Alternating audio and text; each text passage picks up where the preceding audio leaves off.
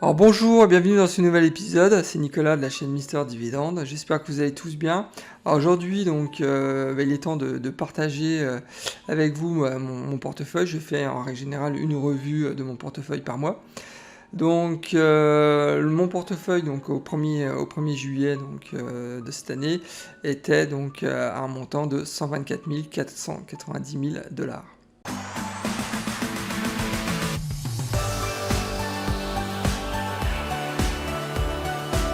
Allons directement donc sur mon portefeuille. Donc je vous rappelle donc le montant ce mois-ci est à 124 490 000 $. Le mois précédent il était à 124 017. Alors vous allez me dire ah bah c'est bien, tu as fait une petite augmentation même faible de ton portefeuille, mais en fait non.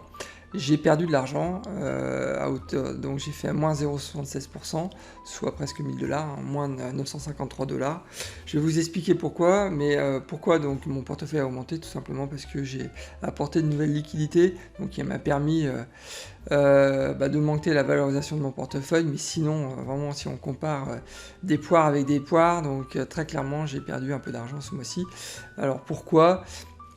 On va y venir donc au niveau de mes tops et de mes flops. Alors on va commencer par le positif. Faut savoir que donc sans surprise, hein, toute la tech donc a vraiment surperformé ce mois-ci. Donc Nvidia, Apple et Microsoft. Nvidia donc le titre a pris plus 19%, Apple 12%, Microsoft 11%.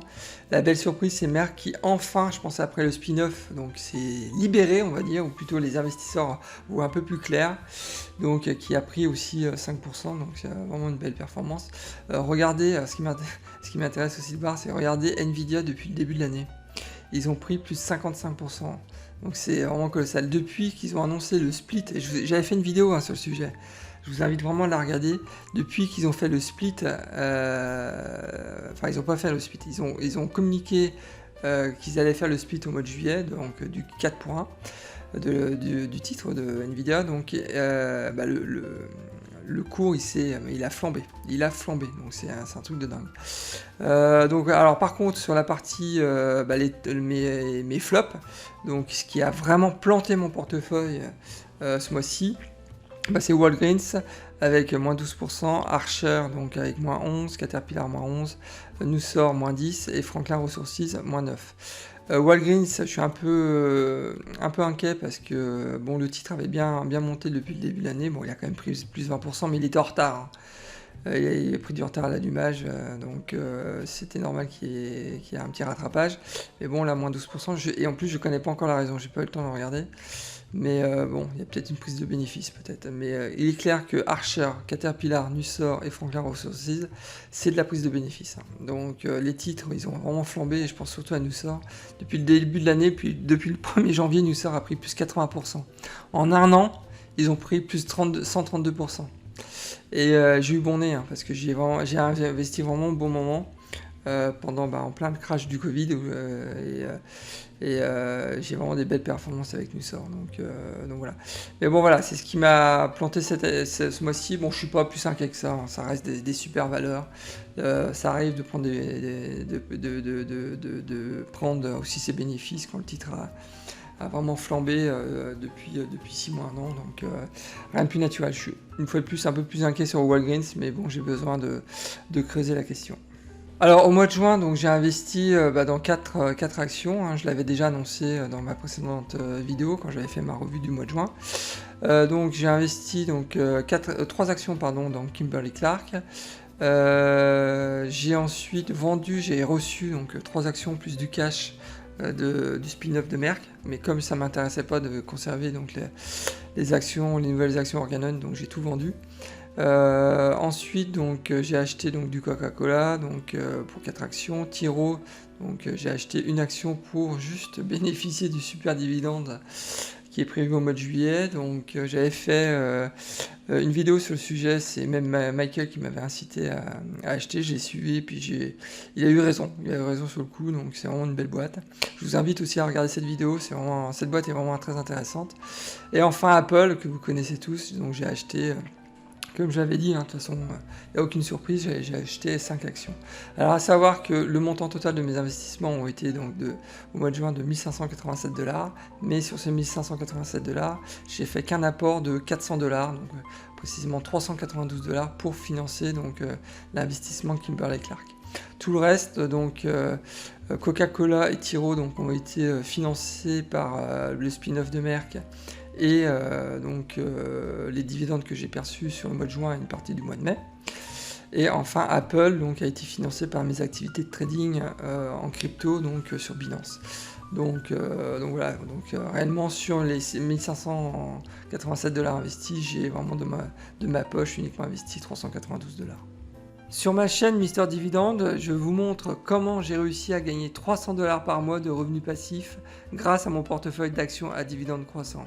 Alors n'attendez pas, abonnez-vous, c'est entièrement gratuit et bien évidemment si le contenu de la vidéo vous plaît, vous pouvez aussi liker la vidéo.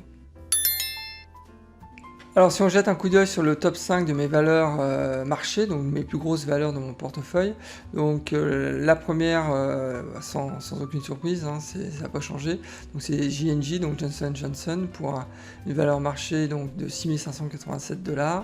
Aflac ensuite, symbole AFL, donc pour un montant donc, de 5363 $. Ensuite Avalon Bay, donc c'est un rate, donc symbole AVB pour un montant donc, de 5207 $. Ensuite, quatrième position, c'est Pembina Pipeline, donc symbole PBA, pour un montant de 4791 $. Et enfin, et ça c'est nouveau, Microsoft qui arrive dans le top 5, donc symbole MSFT, donc pour un montant de 4603 $. Et je ne serais pas étonné, donc je vous le dis même, que Microsoft va certainement prendre la deuxième, voire la première position avant la fin d'année, parce que je souhaite vraiment investir davantage dans la tech, aussi dans la santé, mais aussi dans la tech, et en l'occurrence dans Microsoft et Apple. Alors si on jette un coup d'œil sur le top 5 de mes plus-values latentes, donc comme je vous le disais précédemment, donc Nussor toujours en top position, j'ai une plus-value latente chez Nussor, chez Nussor de plus 143%, donc c'est vraiment important. Ensuite donc j'ai Franklin Resources avec une plus-value de plus 108%, enfin plus 109 même. Donc ensuite Caterpillar en troisième position avec une plus-value de plus 86%.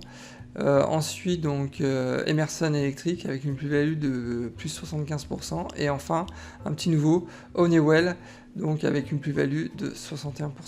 Alors si on regarde mon portefeuille par secteur, donc il n'y a rien de neuf, hein. Il faut savoir que toute la partie tech donc, représente 19% de mon portefeuille, le secteur de la santé donc 15%, le consumer staples donc 11%, les utilities donc c'est tout ce qui est distribution d'électricité, gaz donc à hauteur de 11%, donc les rates à 9%, l'industrie donc 8%, communication 8%, le financier 7%, matériel 7% et l'énergie 4%. J'ai toujours rien en consommation discrétionnaire, donc je pense entre autres à Nike ou LVMH par exemple.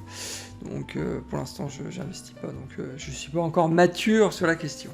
Il est temps maintenant de passer aux dividendes. Alors le mois de juin donc, était un super mois, hein.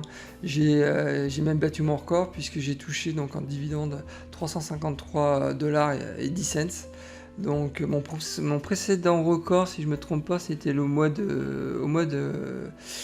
d'avril, donc avec 289 $. Donc non, je suis vraiment très content. J'ai passé le cap des 300 $ et là ça commence à parler. 300 $, avec 300 $, on peut tout de suite réinvestir donc, dans des nouvelles actions. Et c'est là que le fameux effet de boule de neige décrit par Warren Buffett commence à prendre son effet. Donc non, je suis vraiment très très content. Alors si on jette un coup d'œil sur le mois de juin, donc j'ai perçu donc 23 salaires, donc 23 dividendes donc de 23 sociétés différentes, j'appelle ça des salaires. Donc à savoir que les plus gros donc ce mois-ci, enfin au mois de juin, donc ça a été Aflac avec 33 $, Dominion Resources avec 31,5 $, Johnson & Johnson avec 42,4 $, et enfin Pembina, donc, qui est une distribution en plus mensuelle avec 31,7 $. Donc dans les montants commencent à vraiment être intéressants. Là, donc, et puis on parle quand même de 23 salaires, donc c'est pas rien, quoi. C'est super. Alors jetons un coup d'œil maintenant sur ma projection des dividendes sur 12 mois. L'objectif, je vous rappelle, c'est d'essayer d'avoir donc, une projection sur à hauteur de 4000 $ au mois de décembre.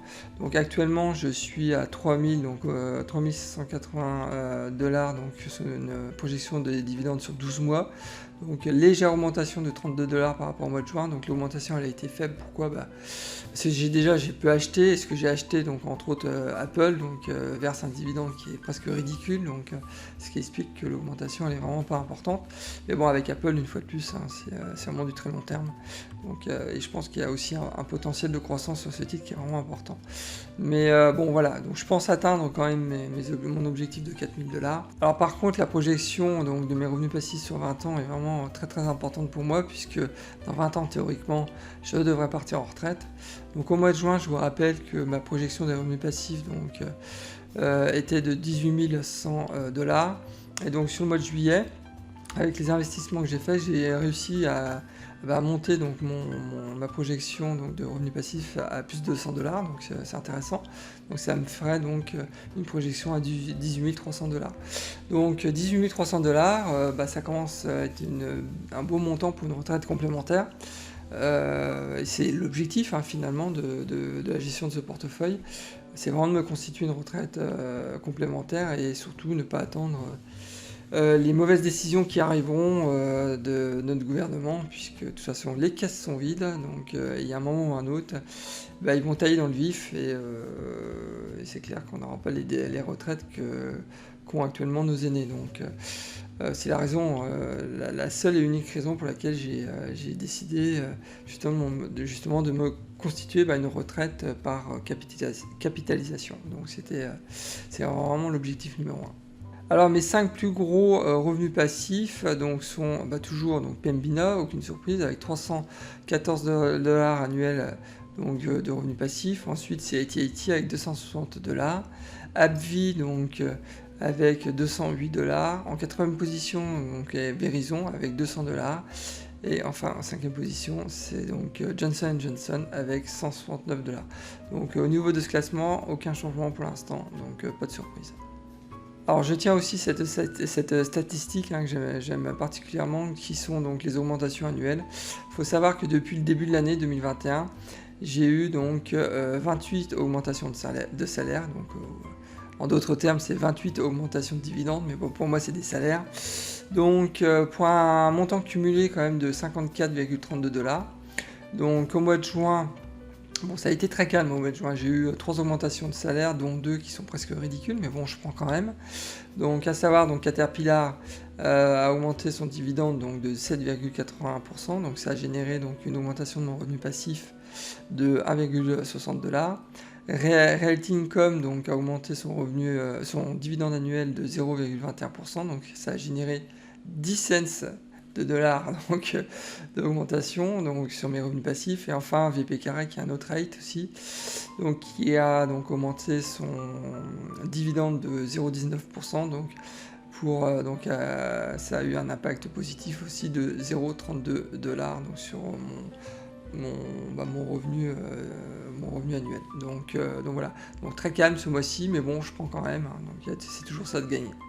Alors au niveau de mes investissements à venir, donc il n'y a aucune surprise, hein. Si vous avez vu la précédente vidéo, j'en parlais plus en détail, mais je préfère vous rappeler, c'est mon programme en fait d'achat sur le mois de juillet. Donc à savoir, donc j'ai décidé d'acheter donc du Merck pour symbole MRK, du Realty Income symbole O, et enfin Microsoft symbole MSFT. Donc à savoir que Merck sera financé uniquement par mes dividendes. Donc voilà, donc je pense que je vais pouvoir acheter à hauteur de 200 à 300 $ de Merck ce mois-ci.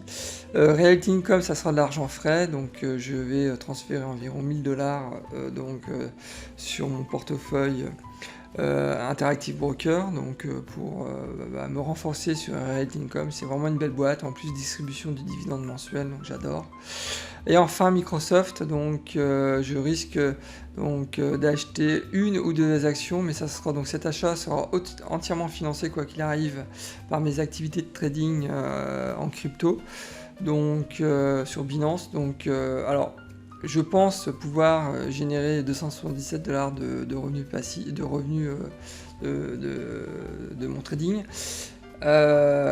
avoir 2 actions, ça serait bien. Ça voudrait dire que ça serait donc j'aurais un peu plus de 500 $ de profit ce mois-ci en crypto, mais je pense pas.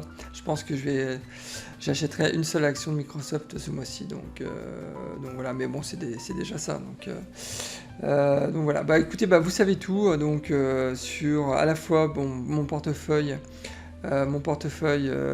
d'actions à dividendes croissants, sur mes dividendes croissants aussi, sur mes achats du mois de juillet. Alors surtout n'hésitez pas aussi à me laisser des commentaires. Qu'est-ce que vous pensez de ce portefeuille? Est-ce que vous avez des idées aussi d'investissement dans les actions US ou canadiennes par exemple?